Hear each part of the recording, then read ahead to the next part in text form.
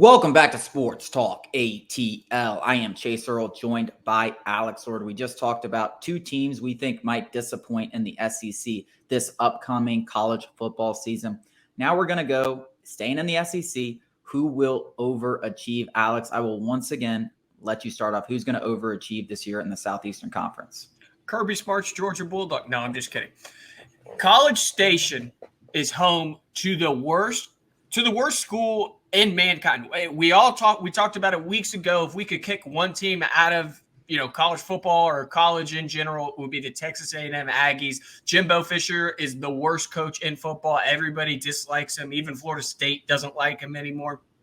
But somehow, some way, they still get these 5 stars. Somehow, some way, they still get these 5 stars.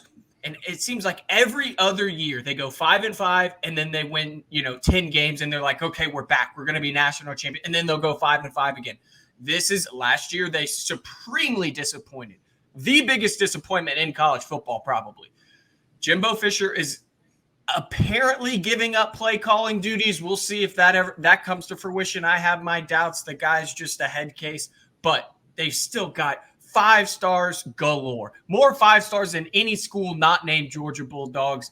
I don't want, and that's why they're not the biggest surprise. Is because they should be this good. They're recruiting at an obscene level, and they've just been so. I think it's because they've been so disappointing in recent years that nobody is really expecting them to be a force to be reckoned with. They are going to be in the conversation.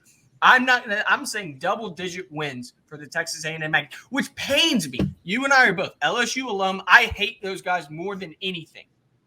But they've got some serious horses over there. I agree. I mean, I think, like I said in the previous segment talking about Alabama, I mean, there's going to be a lot. I mean, Alabama has to go to Texas A&M where they lost last time to a much worse team, and they always seem to go back and forth between totally irrelevant, underachieving. Jimbo's going to get fired to, we're on the cusp of making the college football playoff. That's really just the Texas A&M Aggie way, and I definitely could see that. They definitely have the horses. It looks like they've made some decent – I mean, Bobby Petrino, we don't like him as Falcons fans, but he is a great offensive mind, great college football coach. So I definitely could see them in the conversation for winning the SEC West, which they haven't done since they've come over. No. So I definitely think that's a good one. That's someone that I definitely considered. I'm going to stay in the West, and I'm going to say Auburn. I'm on the Hugh Freeze bandwagon. I love that. I think Hugh Freeze is legit. I think he might not pull a Brian Kelly year one and win the West, but he's definitely going to pull an upset here or there. I think there's zero doubt about it. He will pull an upset at some point. And guess who else? Alabama. Once again, we talked about them being one of the more disappointing teams. At the end of the year, they have to go to Auburn, which is one of the toughest places to play. We've seen how they've struggled, even when Auburn isn't good. Hugh Freeze has that confidence. He's kind of had Nick Saban's number going back to Ole Miss. He has no fear going up against a giant like Nick Saban. I think he's going to instill that in his football team. I think he's going to be very clear about what this team is. And, hey, we're not there right there, but we're going to be competitive. We're going to play hard. I'm going to come up with some creative designs. We're going to stay in these games. And in the fourth quarter, we're going to surprise some people. I think that's going to be their mindset. They're going to play loose. They're starting to recruit well. I think the players are already buying in. I think you see that in the recruiting stages. I always thought Hugh Freeze, despite who he may be as a person, and I know a lot of people want to harp on that, but guess what? He's a damn good college football coach. He's a damn good offensive play caller, and he's been a damn good football coach his entire career as a head coach in the NCAA, and that's not going to change overnight. He can recruit. The NIL deal removes all the sketchiness of it. Auburn has a huge brand. I think he's a great hire for them. I think in a matter of months, people are going to forget about all his transgressions and stuff like that. He is going to be one of the hottest coaches in college football, and he couldn't have gone to a better landing spot in Auburn after Liberty and after everything that happened. They're going to have his back. I think that's going to be a slam dunk hire. I think they realize it from year one. I'm not saying they win the West because I think there's tons of good teams in the West. LSU, Alabama, you just mentioned Texas A&M. Maybe they finish fourth. Maybe they sneak up to third. Who knows? I do think they upset some teams, and I think there's a lot of people out there that are saying, ooh, look at this schedule. They're going to go 5-7, 6-6. And I'm saying, hell no.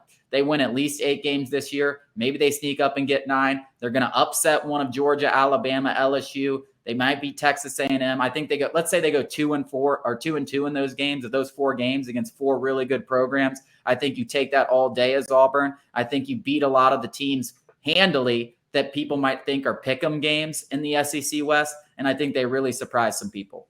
Yeah, that's a great choice. I'm on the Hugh Freeze bandwagon for all the things that you just mentioned, and it's going to be entertaining as hell. I mean, the SEC is in such good hands. We're going to have so much fun over the next season, let alone when Texas and Oklahoma come next year. It's going to be so much fun. I got a bonus one for you. South Carolina.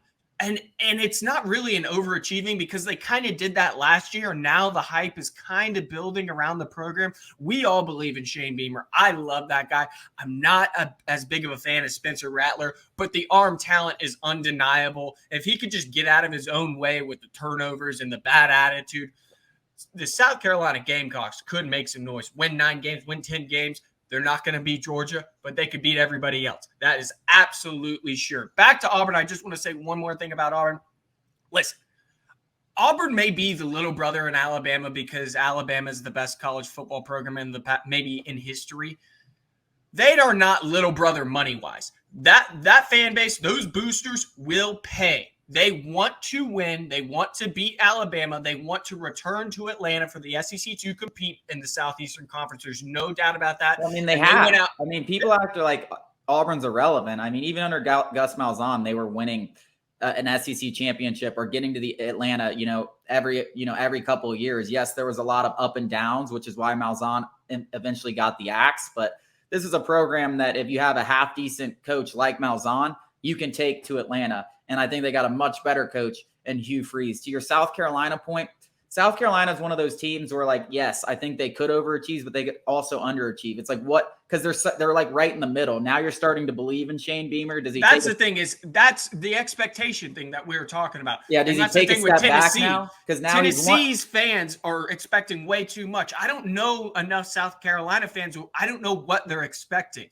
But 9 wins would be a wild success in my eyes. 10 wins? Yeah. Woo! Yeah, I mean, if they could win 9 games, that's definitely a success. But now I think 9 wins is starting to get to what they're expecting, especially after last year. And I think they're building towards that. And I think they will get that eventually. Will they get that this year? I think that's kind of where I'm at with them.